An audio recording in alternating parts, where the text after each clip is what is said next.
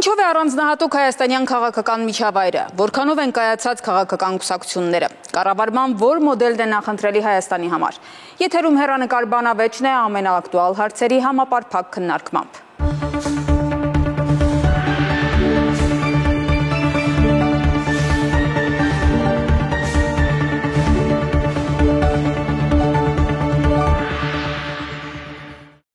Գյումրու ավականու ընտրությունները պատճառ դարձան Հայաստանի քաղաքական իրողությունները նորովի քննարկելու համար։ Ով ինչի համար քվեարկեց, դժվար է ասել, բայց այս ընտրություններում էլ որոշիչ էր ոչ այնքան գաղափարական նախընտրությունը, որքան մրցակցող անձերի ազդեցությունն ու նրանց նկատմամբ վերաբերմունքը։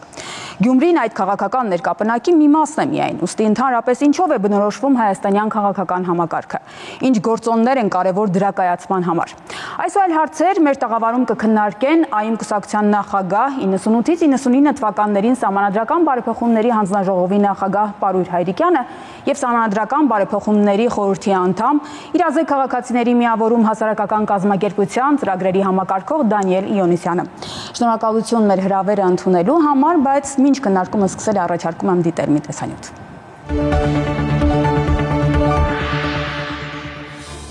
1991 թվականին անկախությունից հետո Հայաստանի համար սկսվեց քաղաքական ու հասարակական գործընթացների բուռն շրջան, բայց որքանով հաջողվեց անկախության ավելի քան 30 տարիների ընթացքում ունենալ հստակ ձևավորված քաղաքական կայուն ինստիտուտներ։ 1990 թվականի մայիսին Գերագույն խորհրդի ընտրություններն առաջին անգամ անցան այլընտրանքային մրցակցային հիմունքներով, հիմք դնելով բազմակուսակցական համակարգի ձևավորման համար։ Ղարաբաղյան շարժման համատեքստում ձևավորված ՀՀՇ-ն ստացավ պատգամավորական տեղերի հարաբերական մեծամասնությունը, ստեղծվեց ՀԿԿ-ՀՀՇ երկբևեռ քաղաքական համակարգ։ Նոր ձևավորված խորհրդարանում առաջին քայլերը կատարվեցին բազմակուսակցական համակարգի անցման համար, ստեղծելով դրա իրավական հիմքերը։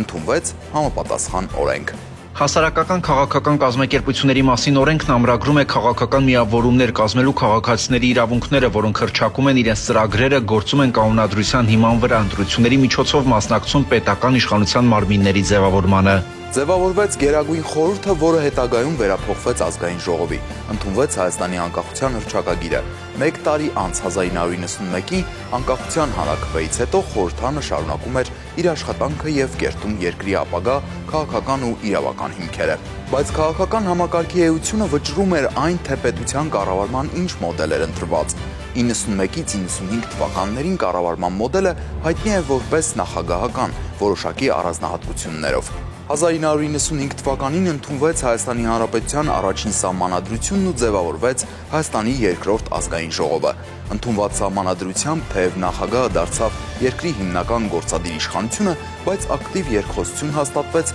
նախագահի ինստիտուտի եւ ազգային ժողովի միջև։ Այս շրջանում Հայաստանում ավելի ակտիվ սկսեցին ձևավորվել նոր քաղաքական կուսակցությունները, որոնք հետագայում պիտի դառնային երկրի քաղաքականության հիմնական դերակատարները։ Սահմանադրության 24 եւ 25 հոդվածներն ամրագրում են քաղաքական միավորումներ ստեղծելու քաղաքացիների իրավունքները, 74 եւ 80 հոդվածները երաշխավորում են ազգային ժողովում ներկայացված կուսակցությունների իրավունքը վերահսկելու կառավարության գործունեությունը, ընդհանուր անվստահություն հայտնելը։ Բացի դրանից 95-ի ընտրությունները աչքին կան նաեւ նրանով, որ առաջին անգամ մեծամասնական ընտրակարգին զուգահեռ կիրառվեց համամասնական ընտրակարգը։ 190 պատգամավորական տեղերից 40-ը հատկացվեց կուսակցական ցուցակներին։ Հայաստանի քաղաքական կյանքում ներկայացվում էին ազատական, սոցիալ-դեմոկրատական, պահպանողական եւ այլ արժեքներ։ Բազմակուսակցական համակարգի ակտիվացման նոր դրսևորումներ նկատվեցին նախ 99-ի, ապա նաեւ 2003-ի խորհրդարանական ընտրություններում, երբ քաղաքական դաշտ մտան նոր քաղաքական ուժեր,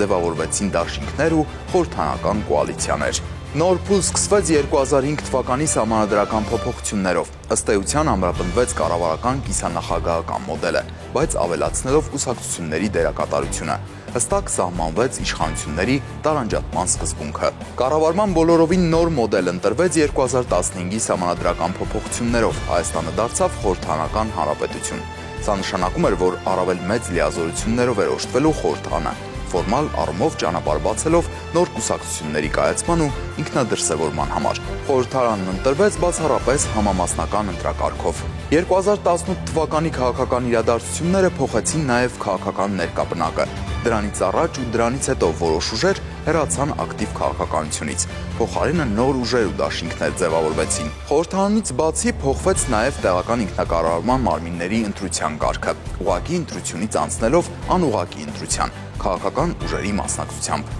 Վերջին նման ընտրություններն անցկացվեցին մարտի 30-ին Գյումրիում ու Փարաքարում։ Այս ընտրությունները թեև ձևով տեղային, բայց բնույթով համընդհանուր քաղաքական նշանակություն ունեցան, հիմք ստեղծելով քաղաքական տարբեր ուժերի մրցակցության համար։ Ողջ այս ընթացքում ավելի քան 140 քաղաքական ուժ է մասնակցել խորհրդարանական ընտրություններին, դրսևորվելով տարբեր կերպ։ Բայց թե 10 տարին մեկ կատարված սահմանադրական փոփոխությունները, թե նոր ուժերի ձևավորումը չեն վերացրել մի կողմից կառավարական մոդելի, մյուս կողմից քաղաքական համակարգի կայացված լինելու մասին տարակարծությունները։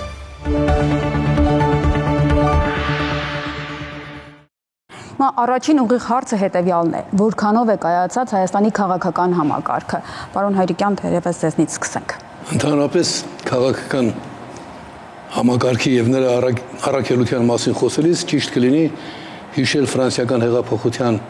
գլխավոր բանաձևը քաղաքական միավորումների մասին։ Ի վերջո պետությունը քաղաքական միավոր է եւ ֆրանսիական հեղափոխությունը ամրագրում է քաղաքական միավորումների գլխավոր խնդիրը մարդու իրավունքներն են։ Եթե մենք վերացականորեն խոսում ենք քաղաքական համակարգի մասին, մեր իրավունքն է, բայց դա նշանակում է նախնական արժեքներ չունենալ։ Իսկ եթե ունես նախնական արժեքներ, նախնական արժեքը մարդն է իր ճակատագիրը տնօրինելու իրավունքով, ապա այդտեղ հասկանում ես, որ մարդու քաղաքական իրավունքները ամենակարևոր բանն են։ Իսկ քաղաքական իրավունքները արտահայտվում են ժողովրդավարության միջոցով։ Ես ուզում եմ երկու խոսք ասել այն բանի մասին, որ ժողովրդավարության պատմության ուսումնասիրությունը ցույց է տալիս, որ այդ զարգացման ընթացքը մշտապես ուղղված է եղել խտրականությունը նվազագույնի հասցնելու ձգտումով։ Այսօր մեր աշխարհում թվում է, թե քաղաքական ոլորտում խտրականություններ չկան։ Տիրոջ կամքով, նաև այն իրողությամբ, որ ես ժամանակին գլխավորել եմ սովետական միության բոլոր ժողովուրդների, ժողովրդավարական շարժումների համակարգիչ կենտրոնի կառույցը, ժողովրդավարություն եւ անկախություն անող, գուցե դա էլ է ինձ նպաստել։ Ես բացահայտեցի, օրինակ Գյումրու օրինակով խոսենք։ Մենք դեռ դրան կանդրադառնանք, պարոն Հայրիկյան։ Գյումրու մասին չեմ խոսում, այլ օրինակով, որ Գյումրիի ընտրություններում 20% քաղաքացիներ ենթարկվեցին դաժան խտրականության։ Այսինքն, եթե մենք խոսում ենք քաղաքական համակարգի մասին, պետք է մի բան նկատի ունենանք. արդյոք մեր քաղաքական համակարգը ապահովում է, որ մարդու իրավունքները լիարժեքորեն դրսևորվեն։ Շնորհակալություն, պարոն Յունոսյան։ Շնորհակալ եմ, թերևս իրականում քաղաքագետները Հայաստանում շատերն իրենց քաղաքագետ համարում, բայց այն քաղաքագետները, որոնք գիտնական քաղաքագետ են, այդ կապված, չգիտեմ, միջազգային գրախոսվող ամսագրերում հոդվածներ են գրում, թերևս քաղաքագետները ավելի լավ գնահատականներ կարող են տալ նրա մասով, թե Հայաստան քաղաքական համակարգը ինչքանով է կայացած, բայց ես ունեմ այն տպավորությունը, որ ինչ որ առումով այդ համակարգը կայանում է, այսինքն եթե մենք համեմատենք սրանց 10 տարի առաջվա համեմատ, ապա 10 տարի առաջվա համեմատ քաղաքական համակարգը ավելի կայացած է։ 10 տարի առաջ մենք եւ քաղաքական համակարգի կայացման վրա իհարկե ազդում են մի շարք հանգամանքներ, առաջին հերթին երկրում ժողովրդավարության մակարդակը։ Եթե երկրում ավտորիտար ռեժիմ է, հա, չգիտեմ, պայմանական Ադրբեջան, հա, կամ ինչ որ Միջին Ասիայի ինչ որ երկրներ, այդ երկրներում քաղաքական համակարգ ընդհանրապես գոյություն չի կարող ունենալ։ Այդ երկրում, եթե դու ուզում ես իշխանություն ունենալ, դա արվում է ինչ որ ինտրիգաների, ինչ որ, չգիտեմ, սենց պալատական շարժումների, սենց կոռուպցիոն շահեր ստեղծելու, կոռուպցիոն շահերը քեզ ծառայեցնելու եւ այսպես բաների միջոցով է մարդ գալիս իշխանության պայմանական ասած, հա, ժողովրդավարական համակարգերում մարդ գալիս է իշխանության ընտրությունների միջոցով, այսինքն քաղաքացիները իրեն քվե են տալիս, որ ինքը իրականացնի իշխանություն, դա արդեն եթե սա կա, եթե այս կոմպոնենտը կա, ապա դա արդեն ունենում է էլեկտորալ ժողովրդավարության մակարդակ, որտեղ արդեն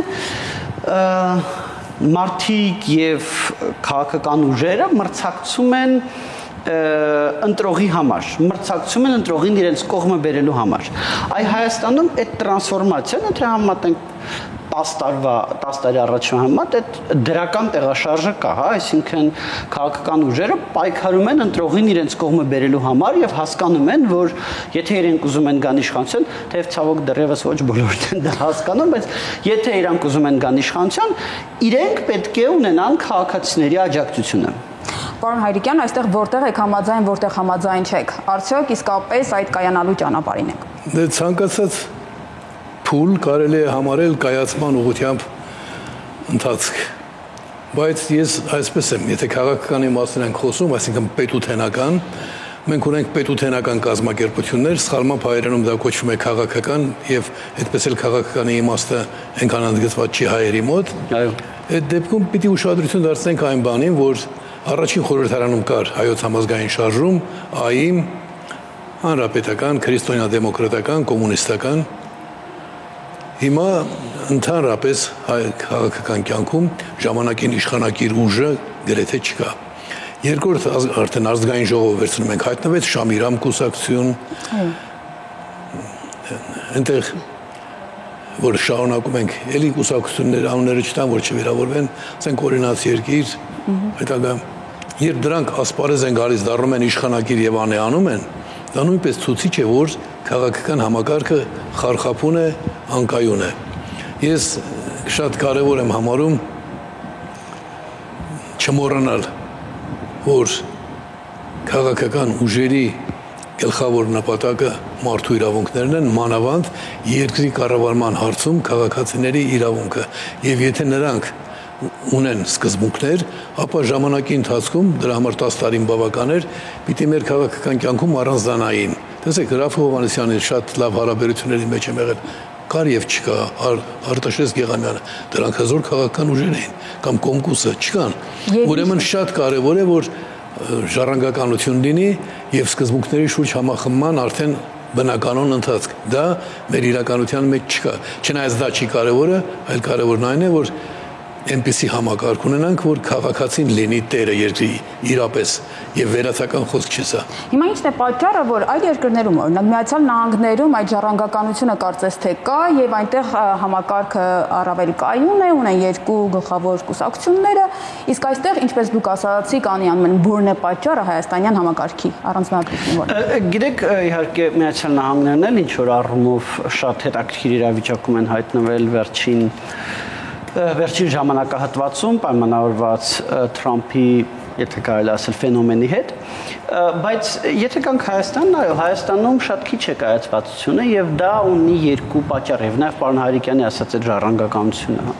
եւ դա ունի իմ կարծիքով երկու պատճառ։ Պատճառներից մեկն այն է, որ երբ որ քաղաքական համակարգը շատ թույլ կայացված է, նույն պայմանական, հա, որ թող չվիրավորվեն Սերն Աստծո, Արտաշես Գեղամյանը կամ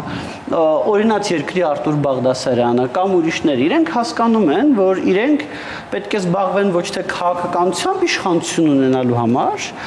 այլ պետք է ինչ-որ պալատական բաների մեջ մտնեն իշխանություն ունենալու համար։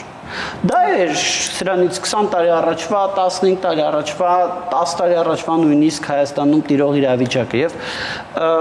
եւ այդ մարդիկ գնացին այդ ճանապարհով, հիմա չքննադատենք լավ արեցին, վատ արեցին, հա,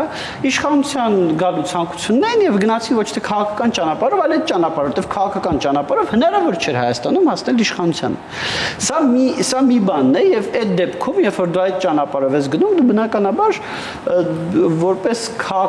ոնց ասեմ, քաղաքական դիակ ես դառնում, եթե դու չքաղաքական ճանապարհով ես սկսում գնալ։ Եվ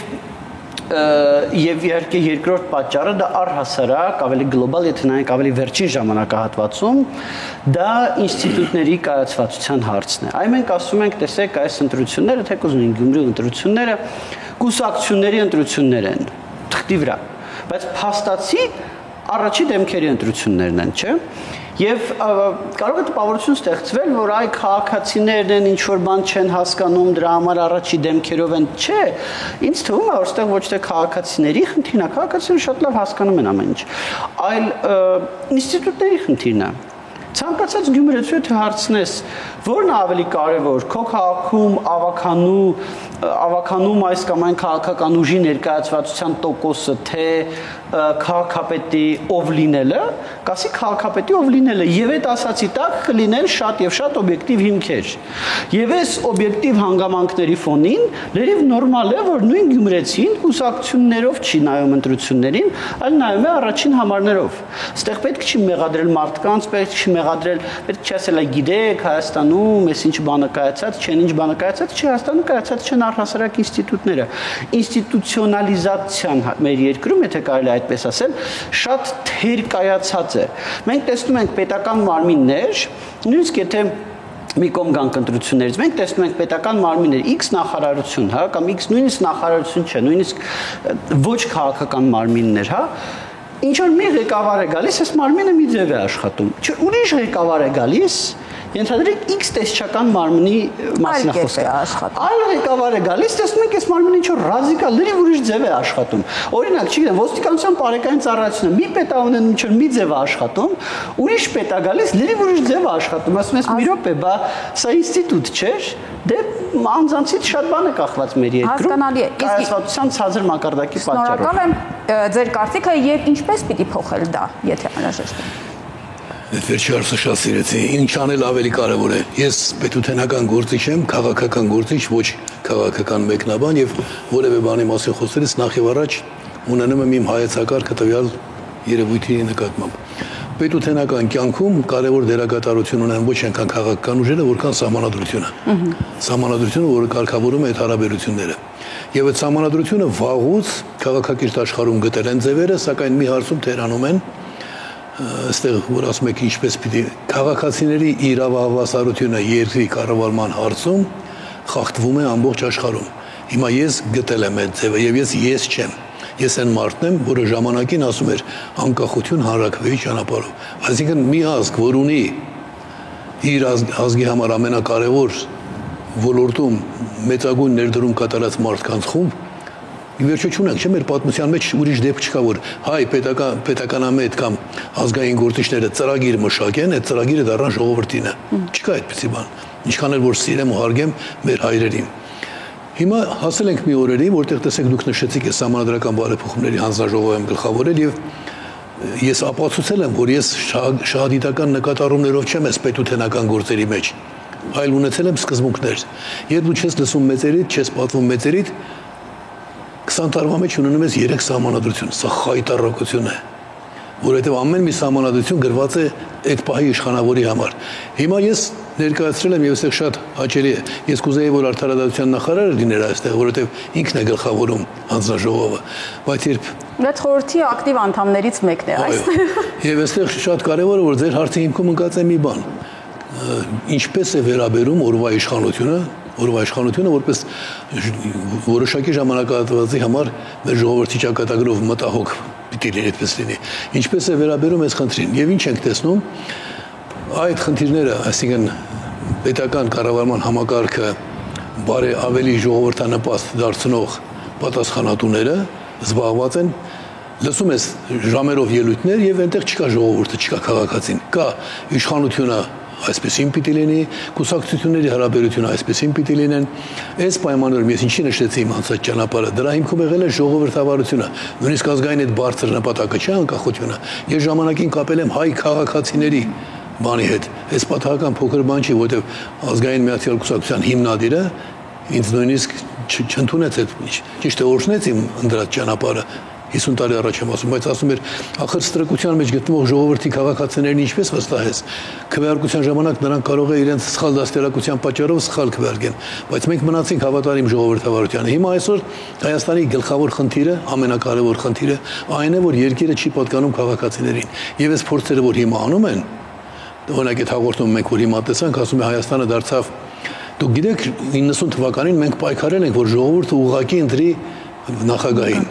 եւ հասել ենք հաջողության։ Այնտեղ բանակից համանadrությունից բացի այդպեսի ուղղակի հարցադրում ունեինք։ Դա արվում էր այն բանով, որ ժողովրդի դերակատարությունը ավելանա։ Երբ անցում կատարվեց խորհրդարանական թույլ կտամ ինձ ասելու խուժան, անպատվաբեր նվաստացուցիչ համակարգին, աշխարհի մի քանի երկիր ունի ընդհանրապես խորհրդարանական համակարգ։ Դա արվում էր այն բանով, որ միջնորդավորված լինի։ Ես մարդս 21-րդ դարում կամ եւ միջնորդավորված պիտի լինեմ։ Բացի այդ, մի շատ կարևոր համակարգ խորհրդարանական համակարգում բացակայում է իշխանության ճյուղերի տարանջատման ապահովումը։ Այս տեսակետից ես վերացական չեմ խոսում, ինչ պիտի անելին է վերաբերում, տվել եմ բացարձակ ժողովրդավարության նախագիծը, սարսափել եմ, որ Հարգելի Հովհաննեսյանի հանձնաժողովը կամ խորհուրդը ծանր վիճակի առաջ է կանգնացրել նախ իրենց, հետո մեզ, որովհետև նաև ծանր իրավախախտումներ են կատարում։ Եթե խորհուրդը լսենք, թե այդ ինչ նկատի պիտի ասեմ հատկապես ինչի մասին է խոսքը։ Ես դրամ ասում եմ, որ ես գիտեմ, որ իրենք նույնիսկ մի հզոր քայլ կատարեցին։ Կայուն մեծամասնությունը ամոթալի համարելով, վնասաբար, հակաիրավական համարելով փորձը կատարեցին, բայց միևնույն է խորհուրդը պետք է, օրինակ 2023 թվականի հունիսին խորհուրդը պետք է կառավարությանը տար նախագիծ ու չտվեցին։ Եվ չտալուց հետո ես համոզված եմ, որ Հովհաննեսյանը անկասկած ուզում էր, որ պահպանվի, լսել եմ իր ելույթները, մասնավորապես այն բանի մասին, որ չեն աշխատում, ես ինչ կարող եմ անել։ Բայց փաստորեն ամենակարևոր հարցը կարգավորող փաստաթղթի ուղղությամբ տարվող աշխատանքներում ողբալի վիճակ է։ Հիմա անդրադառնալով դրան, ինչ է այդպես, պարոն Հովհաննեսյան, համաձայն եք այստեղ։ Գիտեք, մի շարք պնդումների հետ իհարկե համաձայն եմ այն առումով, որ այս քանի տարի աշխատում ենք, գիտեք, 5 տարուց ավել ես ներգրաված եմ սահմանադրական տարբեր ռեֆորմների այն ժամանակ հանձնաժողով էր 20 թվականի փետրվարից հետո եղավ պատերազմ, հետպատերազմյան, չգիտեմ, ճգնաժամ, կովիդ բան եւ հետո 21 թվականի ընտրություններից հետո ստեղծվեց նոր խորհուրդը եւ մենք 5 տարում այդպես էլ չունենք պրոդուկտ ներկայացնելու ժողովրդին։ Սա մեծագույն խնդիր է եւ այս առումով ես որպես խորհրդի անդամ կիսում եմ դրա պատասխանատվությունը, հա, անկախ նրանից ես այդ խորհրդի, չգիտեմ, ամենաակտիվն եմ, թե ամենաակտիվներից եմ, թե ամենապասիվն եմ, այո, ես դրա պատասխանատվությունը իհարկե կիսում եմ։ Ինչ վերաբերվում է բուն հարցին կապված խորհրդարանական եւ նախագահական համակարգերի հետ, դեք ես կարծում եմ, որ ամեն դեպքում մենք այստեղ պարոն Հայրիկյանի հետ տարակարծիք ենք եւ շատ ենք դիչել։ Ես կարծում եմ, որ ամեն դեպքում խորհրդարանական կառավարման համակարգը ավելի լավն է մի շարք հանգամանքներով, քան նախագահականը, եւ իմ այդ կարծիքի հիմքում հենց պարոն Հայրիկյանի ժողովրդավարության եւ որոշումների կայացման մասնակցայնության պրինցիպն է։ Ինչի մասն է խոսքը։ Խորհրդարանական կառավարման համակարգում մարդիկ ընտրում են խորհրդարան, մարդկանց ներկայացուցիչները գալիս հայտնվում են խորհրդարանում, լինდა մեծամասնական, համամասնական, սա արդեն երկրորդ հարցն է։ Մարդկանց ներկայացուցիչները գալիս են խորհրդարան դառնում է ժողովրդի խտացված sense ներկայացուցչական մարմինը եւ այդ խտացված ներկայացուցչական մարմինը ընդունում է որոշումներ։ Եվ ով է հակակշռում նրան։ Հակակշռի մասով ես դեռ համաձայն եմ եւ հակակշռին գամ։ Նախագահականի դեպքում գործում է այսպես կոչված հաղթողը վերցնում է ամեն ինչ սկզբունքը։ Գործադիրում։ Այո, սա նշանակում է, որ ժողովրդի մեծ մասը, հա, ընդհանրենք 51%-ը ինչ որ մեկին քվեարկեց, այդ 51%-ը ում որ քվեարկեց ինքը ունի իշխանություն, այն մնացած 49%-ը ընդհանրապես դուրս մնացին կոպիտ ասած իշխանությունից։ Սա խնդիր է։ Իսկ խորհրդարանական այդպես չի։ Հիմիկվա խորհրդարանականում, որը որ մենք ունենք Հայաստանում, այդ խնդիրը կա, որովհետև հիմիկվա խորհրդարանականը ոչ թե առողջ խորհրդարանական է, այլ հիմիկվա խորհրդարանականը ընդհանրապես սրանց 10 տարի առաջ մի հոգու պետք էր երկու պաշտոնավարման ժամկետները շարունակել եւ երրորդ ժամկետ ունենալ, դրա համար ստեղծեց ինչ որ նախագահական էլեմենտներով խորհրդարանական, ինչ որ տձև խորհրդարանական համակարգ, որը բնականաբար լի է խնդիրներով։ Բայց առհասարակ այո խորհրդարանական կառավարման համակարգը իշխանությունների հակակշռման առումով ավելի թույլ է, քան նախագահականը, այստեղ եւ պարոն Հայրիկյանի հետ կհամաձայնվեմ, որովհետեւ եթե խորհրդարանական համակարգում գործադիր իշխանությունը ձևավորվում է խորհրդարանից եւ հետեւապես խորհրդարանի մեծամասնությունը եւ գործադիրը նույն քաղաքական ուժի կամ ուժերից են, ապա նախագահական ընտրությունների նախագահական համակարգի դեպքում նախագահն է գործադիր իշխանության ղեկավարը, ով որ առանձին ընտրություններով է ընտրվել, ով որ կարող է այլ քաղաքական ուժից լինել եւ խորհրդարանը այս դեպքում վերահսկում է իրապես վերահսկում է գործադիր իշխանությանը եւ նախագահին։ Եվ հենց այս կոնտեքստում շատ կարեւոր է, որպեսզի լինեն գործիքներ, խորհրդարանական համակարգը, եթե մենք պահում ենք, ես ինքս հասցի ես դրա այդուհանդերձ դրա կողմնակիցն եմ, շատ կարևոր է, որպեսզի մենք ստեղծենք այդպիսի գործիքներ, որպեսզի վերահսկողական ֆունկցիաները պատշաճ գործեն։ Մենք օրինակ այդ կոնտեքստում առաջարկեցինք, որ նախագահին տրվեն գործադիր իշխանության հետ չկապված, բայց վերահսկողական պայմանական ասած վերահսկողական ֆունկցիաներ, իրական ոչ թե վերահսկողական ֆունկցիաներ, այլ վերահսկող մարմինների ձևավորման մասնակցություն։ Ինչի մասն է խոսքը։ Մենք դրան կանդրադառնանք արդեն մի քիչ հետո, առավել մանրամասն, բայց հիմա պարոն Հայրիկյանն ասում էր, որ մարդիկ պետք է լինեն կենտրոնում, մենք հիմա լսենք մարդկանց։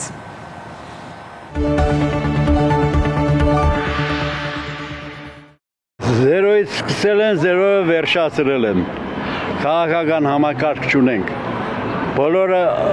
զբաղված են եղել տարբեր հարցերով, բացի քաղաքականությունից։ Բայց որոշ բաներ փոփոխություն դեպի լավը գնում է, եթե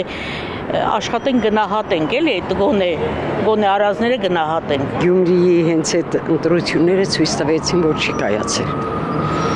Չի կայացել, մենք ենք մեղավոր։ Իշխանությունն էլ մեր հետ մեղավոր է։ Չի կայացել, որ կայացածն է այսօր բան չի։ Այն առաջի Ղարաբաղյան պատերազմ հաղթեցին, հետո իմ կարծիքով որոշեցին, որ սա հարցերը լուծել են, էլ ոչ մի բան չարեցին։ Նախ մի ազգի մեջ այդքան կուսակցություն լինել չի կարող, առաջի հերթին դա։ Եթե կա, նշանակում է կա նաև վատ կողմը, դրա վատ կողմը, որից օգտվում են պետությունները կամ այն մարդիկ, որոնք հարցեր են լուծում։ Անունը տրել են կուսակցություն, բայց իսկական անունը նպատակն է, որ օգտագործում են մահագ է, ձերքի մահագ է, որով կարողանում են հարցեր լուծել։ Ամերիկայի նման երկրում տես քանի կուսակցություն կա, երկու կուսակցություն, մեր նման փոքր երկրում տես քանի կուսակցություն կա, ուղղակի ապշել 141 կուսակցություն կա, հա, չի իմանում, որ այդքան շատ են։ Միասնականության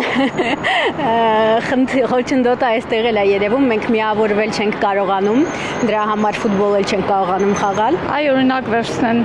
թեկուզ ոչ եվրոպական երկրներից, Չինաստանից, Ճապոնիայից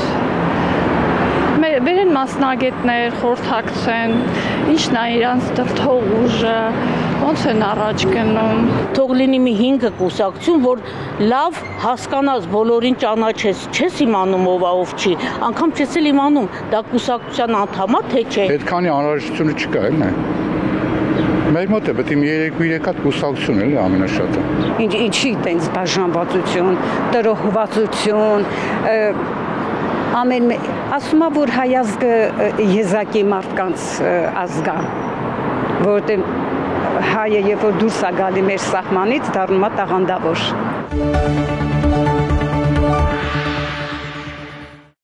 Նա մարդիկ իրենց կարծիքն էին արտահայտում, նաև իրենց մտահոգությունները ըստ էության, սրանց պատասխանը որն է։ Դուք, պարոն Հայրիկյան, բացարձակ ժողովրդավարության մասին եք խոսում եւ ասում եք, որ դա քաղաքացի եւ քաղաքական գործիչ այդ խզվածքը իրականում բացառում է, խզվածությունը բացառում է, ինչպես։ Այսօր ժողովրդավարությամբ զբաղվող մասնագետները աշխարհում մեկ հասկանում են, որ ժողովրդավարությունը ճգնաժամի մեջ է եւ լուծումը չեն գտնում։ Ես լուծումը գտել եմ, բայց ուզում եմ, որ այդ լուծումը Հայաստանից դուրս գա, դրա համար 3 անգամ տվել եմ այս հանձնաժողովին, նախորդ անգամ տվել եմ Սերժ Սարգսյանին, մեր նախագիծը պարտակվել է։ Ես օրինակ չեմ կարողանում դա հասկանալ։ Հանձնաժողովը ունի աշխատանքային թափանցիկություն եւ այլ հրամայականներ։ Ինչու 10 կուսակցությունների կողմից տրված նախագիծը նույնիսկ քննարկման չի արժանանում։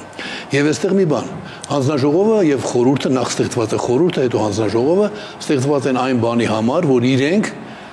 իրավիճակում լուծումներ գտնեն եւ լուծումները առաջարկեն։ Ինչպես է պատահում, որ 4 տարի սահմանադրական բարեփոխումների ուղղությամբ աշխատող հանձնաժողովի խորհուրդը ժամանակին չի տալիս հայեցակարգը, իդեպ ասեմ, որ հայեցակարգը որպես ամփոփված փաստաթուղթ հասկանալի է, բայց առանց հայեցակարգի նախնական գոյության դու սահմանադրական բարեփոխումների պիտի չգնաս։ Ինչպես է պատահում, որ հանձնաժողովը աշխատում է, բայց հանձնաժողովը որոշում չի ընդունում, այլ որոշումը ընդունում է թեկուզ երկրի ղեկավարը։ Իրենք ասում են այս բանը պիտի արվի, մեկ էլ ասում է ես կարդացի հայեցակարգը, ինչի չի հրապարակվել այդ հայեցակարգը, որովհետև չի եղել, այսինքն սուտը դարձել է մեր առօրյան։ Եվ ասում է ես որոշեցի, բա դու ինչի էր հանձնաժողով ստեղծում։ Երկրորդ կարևոր բանը։ Պարոն Յովհաննիսյանը կհաստատի իմ ասածը վստահ եմ։ Աշխարհում նոր սահմանադրություններ ընդունվում են միայն այն դեպքում, երբ նախ եւ առաջ կառավարման համակարգն է փոխվում, որպես կանոն։ Եթե կառավարման համակարգը չի փոխվում, ապա նոր սահմանադրություն ստեղծելու հրամայական չկա։ Եվ երկու դեպքում էլ որոշում ընդունել է մարդ, որը մասնագետ չի այս ոլորտում։ Իսկ բացարձակ ժողովրդավարությունը, շնորհակալ եմ, որի մասին դուք ասացիք, դրա հիմնական խնդիրն այն է, որ երկրի կառավարման հարցում քաղաքացիների մեջ խտրականություն չլինի։ Խտրականությունը, երբ 5%-անոց արգելանքի պատճառով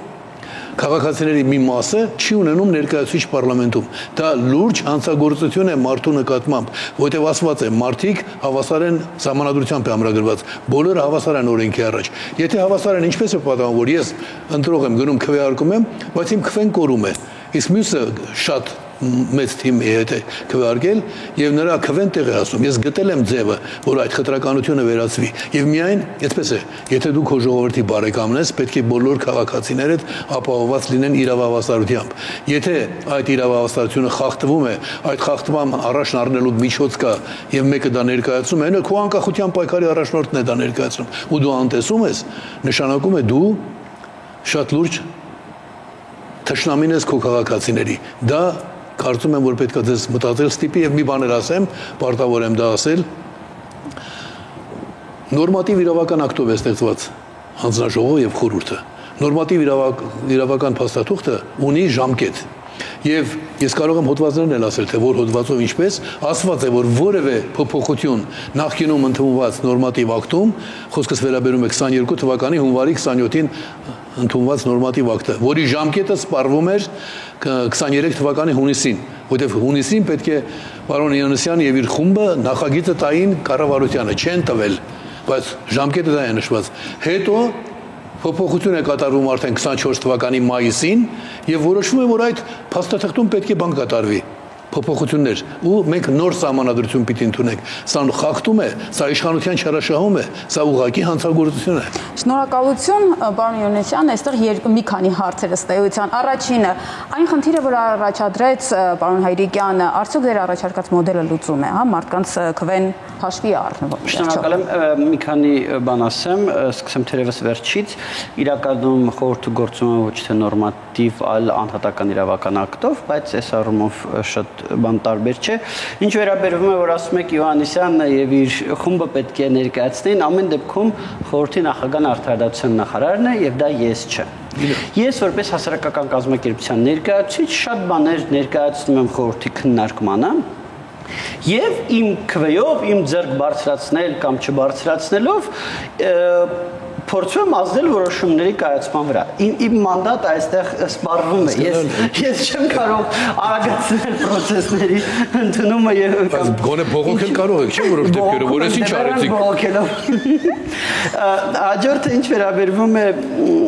վերաբերվում է անցողիկ շեմին եւ անցողիկ շեմը չհաղթահարած ուժերին քվեարկած քաղաքացիների ձայների փոշիացմանը, հա ժողովրդի լեզվով ասած, սա իմ կարծիքով խնդրահարույց է եւ սա պետք է վերանայել։ Ես հասկանում եմ, թե ինչով է սա պայմանավորված է նրանով, որ ամեն դեպքում այդ կոլեգիալ մարմինները լինի դա ազգային ժողով, լինի դա համայնքի հավաքանի, ավելի ունակ լինեն որոշումներ կայացնելու կառավարելիության եւ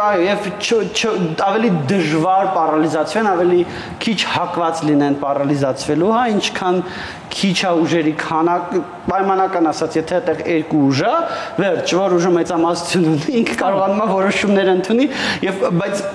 բայց միաժամանակ ինձ թվում է, որ սա խնդրահարույց է եւ այս շեմերը, եթե ոչ զրոյացվեն, ապա էապես կարող են պակասեցվել եւ մենք դրա արդյունքում կունենանք ոչ թե խնդիրներ, այլ կունենանք ավելի շատ քաղաքացիներ, որոնք մասնակցում են իրենց համայնքի կամ պետության կառավարմանը եւ ավելի քիչ քաղաքացիներ, ում քվեն դրանից դուրս է մնում։ Նաև այնց որ այս առումով ես ձեր հետ կոնցեպտուալ համաձայնում եմ եւ սա է պատճառը որ կայուն մեծամասնության այդ շատ խնդրահարույց համակարգը մենք առաջարկում ենք անել։ Ես վերադառնամ նաև իշխանությունների տարանջատման հարցին, տեսեք ինչ ենք մենք առաջարկում ենք որ հանրապետության նախագահը չունենալով գործադիր իշխանության ֆունկցիաներ եւ չառաջարկելով որ ընտրվի գործադիր իշխանության ֆունկցիաներ, այդ նույնիսկ առաջարկում ենք որ գործադիր իշխանության եղած ֆունկցիաներն վրայից հանվեն տրվեն վարչապետին, բայց իր մասնակցությունը դատական, ընտրական եւ այլ մարմինների ձևավորմանը մեծանա, որովհետեւ այն համակարգում, որտեղ գործադիր եւ օրենսդիր իշխանությունները նույն քաղաքական ուժից են, պարոն Հայրիկյանը ճիշտ է ասում, այդ համակարգերում խորհրդարանը որպես վերահսկող ավելի թույլ է, ավելի քիչ մոտիվացիա ունի վերահսկելու այն կառավարությանը, որը նույն քաղաքական ուժից է։ Եվ այս համակարգերում երկու բան է կարևոր՝ խորհրդարանական ընդդիմության հնարավորությունները, վերահսկման, հարցերի բարձրացման, դեբատների մեջ մտնելու, որը Հայաստանում շատ թույլ է ինստիտուցիոնալ առումով։ Եվ երկրորդը դա անկախ մարմինների վերահսկողական գործառույթներն են՝ դատական համակարգ, դատախազություն, ընտրական մարմիններ, հակակոռուպցիոն մարմիններ, կարևորը որ այս մարմինները, որոնք անկախ պիտի լինեն, իրապես անկախ լինեն։ Եվ որ քանի որ այս մարմինները ձևավորվում են ազգային ժողովի կողմից եւ ազգային ժողովն էլ նույն ազգային ժողովն է, որը ձևավորում է կառավարությանը։ Մեր առաջարկը այն է, որ այս մարմինները ավելի շատ ձևավորմանը ավելի շատ մասնակցություն ունենա հանրապետության նախագահը, որը ընտրվի ոչ թե ազգային ժողովի կողմից, այլ ժողովրդի կողմից։ Ինքը ժողովրդի կողմից ուղիղ ընտրությամբ ընտրվի եւ ինքը ավելի շատ մասնակցություն ունենա դատական համակարգերի, դատախազության, հակակոռուպցիոն, ընտրական եւ այլ անկախ մարմինների ձևավորմանը, որոնք իրենց հերթին ինչ որ առումով խաղի կանոններ թելադրողներ լինեն։ Դատական համակարգը շատ կարևոր խաղի կանոններ ոչ թե թելադրող, այլ պարտադրող է, հա։ Դատական համակարգը ասում է հարգելի կառավարություն, հարգելի ազգային ժողով, դու ունես քո ազատությունները, դրա սահմաններում գործի, իրացրու քո իշխանությունը, բայց այս կանոնները որ խախտեցիր, ես քեզ չեմ թողելու, հա։ Այս շատ կարևոր է որ դատական համակարգը այդ առումով իր տեղում լինի։ Այս համակարգը, որը հիմա կա Հայաստանում, ընդհանրապես չի նպաստում, որ դատական համակարգը այդպեսին լինի։ Եվ մենք հաճախ քննարկում ենք, ասում ենք վարչապետը այս ինչին SMS-ով հանեց, այն ինչին։ Այստեղ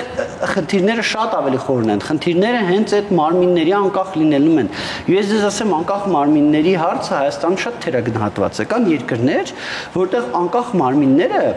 նույնիսկ արարողակարգային առումով ավելի բարձր են, քան պետության ղեկավարները։ Օրինակ Հարավային Կորեայում մեր մոտ ոնց է, հա,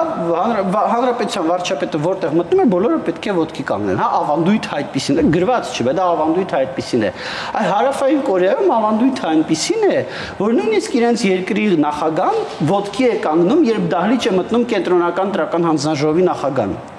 Դեռ կենտրոնական տրական հանձնաժողովի նախագահան համարվում է ավելի կարևոր մարդ արարողակարգային առումով։ Պարզատ պետության կառավարման առումով նախագահն է ավելի կարևոր, բայց ԿՀ-ի նախագահն այն մարդն է, որ ասում է իր հեղինակավոր խոսքային մասով, թե ով է ընտրվել, եւ այդ առումով ինքը շատ սենց բաներով եւս մենք պետք է ուշադրություն դարձնենք անկախ մարմինների վրա։ Դա իհարկե հետաքրքիր է, բայց իրականության մեջ դա հնարավոր է թե չէ։ Վերջում մենք Հայաստանում ենք եւ այս տարիների ընթացքում տարբեր տեսակի փորձությունների, իրադարձությունների միջով ենք անցել։ Մի բան է ունենալ լավ փաստաթուղթ եւ լավ մեխանիզմներ, մի բան է իրականությունը։ Վերջո իրականությունը ինչպես պետք է կարողանալ։ Ոչ թե հնարավոր է, այլ դուք պատկերացնում եք տարբեր ժամանակներում 15, արդեն 16 քաղաքական ուժեր հավանություն են տվել մի նախագծի, որը հետևողականորեն եւ նախկինները եւ ներկաները արգելում են քննարկել։ Արգելում են, որովհետեւ այնտեղ արմատապես լուծվում են։ Պարոն Յանուսյանը խոսեց մարմինների կառույցների անկախության մասին։ Անկախության ապավերու միայն մեկ ձև կա։ Դա բարի կամք չպետք է լինի, դա չպետք է լինի որևէ մեկի բարյացակամություն, այլ Եթե նրան ընտրում է ժողովուրդը, հասկանում եք, գլխավորը հետևյալն է, ժողովուրդն է իրավիճակի տերը, ինքը ընտրում է ներկայացուցչական մարմին, որպեսզի օրենքներ սահմանի եւ վերահսկի իր կողմից ընտրված վարչապետի գործունեությունը, եւ այն ինչի մասին որ պարոն Հովհաննիսյանն ասաց, որպես նախագահային տրվելիք լիազորություններ, անտեղի է, պետք է քաղաքացուն տրվի։ Քաղաքացին է երկրի տերը։ Բացարձակ ժողովրդավարության նախագծում նախագահը քաղաքացին է, եւ այդ քաղաքացին ոչ թե քվեարկում է, այլ երկիրը կառավարելու բաժնետոմս ունի, որը ինչ որ ժամանակով փոխանցում է։ Այստեղ շատ կարեւոր է, որ այդ մարմինների անկախությունը ապահովող քաղաքացիները, տեսեք, մեր համակարգում նույնիսկ դատավորները, հիմա կա դատական համակարգ չէ, երբ թափուր տեղ է առաջանում, քաղաքացիներն են ընտրում երկրորդ եւ բարձրատյանի դատավորներին, որպեսզի դատավորը իսկապես լինի անկախ։ Իսկ եթե այդ անկախությունը պիտի երաշխավորվի մահկանացու մարդու միջոցով, դա հիմնավոր չէ։ Այստեղ ամենակարևորը, եթե մենք ուզում ենք, որ հաջողության հասնենք, առաջընթացի հասնենք, հզորանանք նաեւ, պիտի իմանանք, որ այդ ամենի հիմքում ընկած է մարդը։ Իսկ մարդը այն ժամանակ է իրեն երկրի տերը զգում, այն ժամանակ է առավելագույնը շահագրգռված երկրով հայրենիքով, երբ ինքը գիտի, որ իսկապես տերն է։ Տերը ինչպես է ամրագրում, նրա երկրի կառավարմանը մասնակցելու իրավահավասարությամբ եւ մեխանիզմները լրիվ մշակված են մինչեւ վերջին տառը։ Ավելին ասեմ, ես հրաշքի եմ ականատես եղել, ես գրել եմ, ցավոք սրտի հնարավոր չէ ներկայացուցչական մարմինը դարձնել 100%-անոց, որ ընտրությանը մասնակցած բոլոր մարդիկ ներկայացված լինեն խորհրդարանում։ Դա գրել եմ, տպվել է։ Հետո անցել է ժամանակ եւ հրաշքի պես ինձ եկել է, որ կա քաղաքացիական իրավունք, կա տնտեսական իրավունքի բաժնետիրական ընկերությունների քվեարկության կարգը եւ մեր նախագծում պատգամավորները չեն քվեարկում մեկ ձայնով, ամեն պատգամավոր կամ ամեն խումբ քվեարկում է այն ձայների քանակությամբ, որ ինքը ստացել է քաղաքացիներից, ինչպես բաժնետիրական ընկերություններում։ Ուրեմն բացարձակ ժողովրդավարության գաղափարը վաղը սերունդ պիտի ամոթանք տան բոլոր նրանց, ովքեր կանգնած են բացարձակ ժողովրդավարությունը մեր ժողովրդի սեփականությունը դարձնելու ձգտման ճանապարհին։ Ես չգիտեմ ինչու է այդպես։ Ես կարծում եմ, որ պարոն Հովհաննիսյանի պես մարդիկ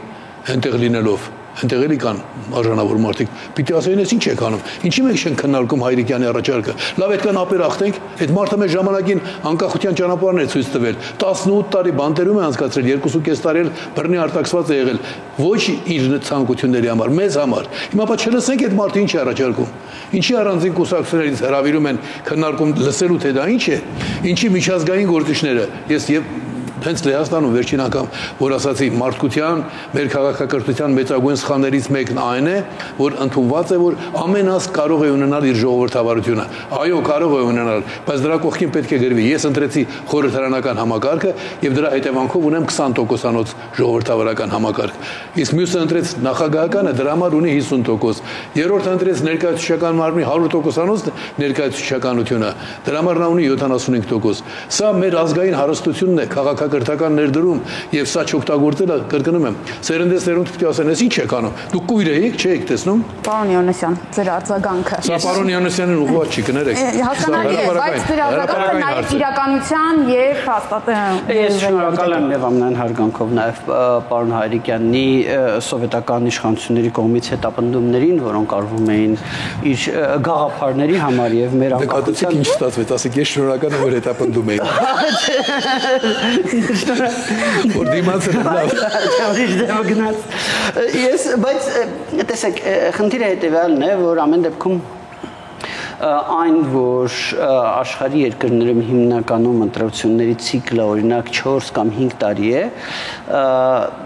դա ունի տրամաբանություն եւ ոչ ավելի հաճախ է հա երբեմն ասում են ընտրություններից առաջ են քաղաքական գործիչները ժողովրդի մասին հիշում եք ընտրությունները ավելի հաճախ դարձնենք հա օրինակի համար ասում կամ եկեք հետկանչի մեխանիզմ սահմանենք որ հենց քաղաքական գործիչը մի բան անում որ օրինակ պատգամավորը որը պոպուլար չի մարդիկ կարողանան իրան հետկանչել տեսեք այստեղ խնդիրը նրանն է որ այդ ժամկետը 4-ից 5 տարի նրա համար է նախատեսված որովհետեւ հաճախ իշխանությունները գալով իշխանության սկսում են ինչ-որ ծրագրեր, որոնք սկզբից կարող են լինել ոչ այդքան պոպուլար, բայց հետո վերջում բերում են ցանկալի արդյունքի եւ դառնում են պոպուլար։ Մենք նույնիսկ վերջին տարիներին, եթե հիշենք, Հայաստանում այդպիսի օրինակներ են եղել։ Այդպիսի նախաձեռնություններ, որ սկզբից շատ ոչ պոպուլար էին, շատ քննադատվում էին, բայց հետո ստացվեց եւ բան։ Հիմա եթե դու զրկում ես այդ հնարավորությունից, իսկ այդ հնարավորությունը զրկում ես, որտեղ եթե ես իմանամ, ես հիմա սկսել եմ մի բան, որը լինել է ոչ պոպուլար, որը արդյունք է տալու 3-4 տարուց, շատ լավ, եթե մյուս ընտրվել չընտրվելը 4 կամ 5 տարուց է, ես կմտնեմ դրա տակ։ Բայց եթե մյուս ընտրվելը հիմա է, չգիտեմ, մի ամսից է կամ ամեն ամիսը մեկ է, ես դրա տակ չեմ մտնի, ես կսկսեմ պոպուլիզմով զբաղվել։ Ես կսկսեմ զբաղվել միայն այնպիսի բաներով, որոնք որ այսօրվա առումով պոպուլար են, թե երկարաժամկետ առումով մեզ բոլորի սուր կհասցնեն։ Բայց ինչ առիթով եք դա ասում, իմ 2 տարվա ընտրությունների հետ կապված։ Նկատի ունի, եթե Նաեւ, այստեղ հենց դա է հարցը, որ կոնցեպտը էս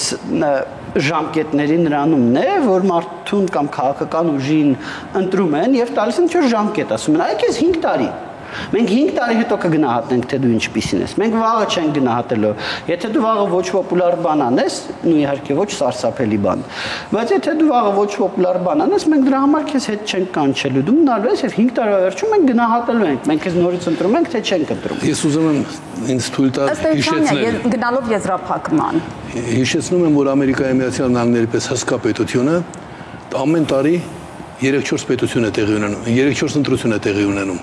Եվ եթե մենք մեր սահմանադրության մեջ նշում ենք, որ Հայաստանը նաև ժողովրդավարական պետություն է, դա անփոփոխելի հոդվածներից մեկն է, ապա պիտի հասկանանք, որ ժողովրդավարության մեջ մտնում է նաև սխալվելու եւ սխալ ուղղելու հնարավորությունը։ Եթե դու ընտրում ես գործիչ, որը ծրագիր են առաջարկում, հետաքրքրական է, բայց որոշողը մենք պիտի հասկանանք, որ որոշողը ժողովուրդն է, անգամ եթե սխալվում է, եւ իմ բացարձակ ժողովրդավարության նախագծում ասված է, ընտրվում է վարչապետ, ուղղակի նախագահ չկա, նախագահը քաղաքացիներն են, վարչապետ, փոխվարչապետ, եւ եթե նա ճիշտ է աշխատում, հետո նորից է ընտրվում։ Եթե մարդիկ չհասկացան, որ նա ճիշտ էր աշխատել եւ չընտրեցին, դա մարդկանց իրավունքն է։ Պիտի հասկանանք, որ երկրի տերը քաղաքացին է, եթե մենք ուզում ենք զարգացում ապրել, ու դուք պատկերացնում եք, վաղը աշխարհով մեկ տարածվելու է, որ Հայաստանը աշխարհի ամենաժողովրդավարական երկիրն է, ինչ հետաքրքրական է, քաղաքակրթական այդ գյուտը, որ այսօր Հայաստանը անում է, եկեք մենք էլ մեր մոտ կիրառենք, ես համոզված եմ դա է ճանապարհը։ Եվ եթե եզրափակիչ խոսքեր ուզում ասեմ, ինչի հերոստատիտողը ձեր խոսքերից։ Հերոստատիտողը կարծում եմ իմ ասածներից ամենակարևորն է հիշի, որ ինքը պետք է իրավահավասար լինի։ Իրավահավասար ոչ թե 5 տարին մեկ ընտրության օրը, այլ իրավահավասար լինի ամեն օր, նույնիսկ երբ ինքը ընտրության չի մասնակցում։ Տեսեք, գնաց ընտրության, 2 տարով ընտրվեց կամ չընտրվեց, եթե ինքը ընտրության է գնացել, ոչ քաղաքական նկատառումներս, ոչ էլ որևէ մեկի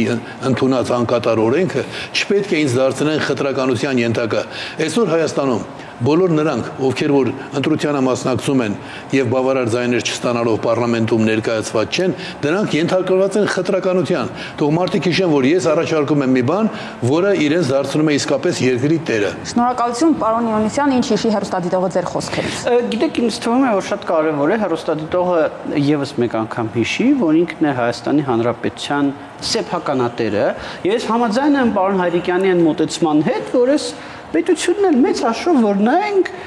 մի կազմակերպություն է, որ մենք էս որի բաժնետերը մենք էս 3 միլիոնով ենք։ Այ ամեն մեկը որ ունի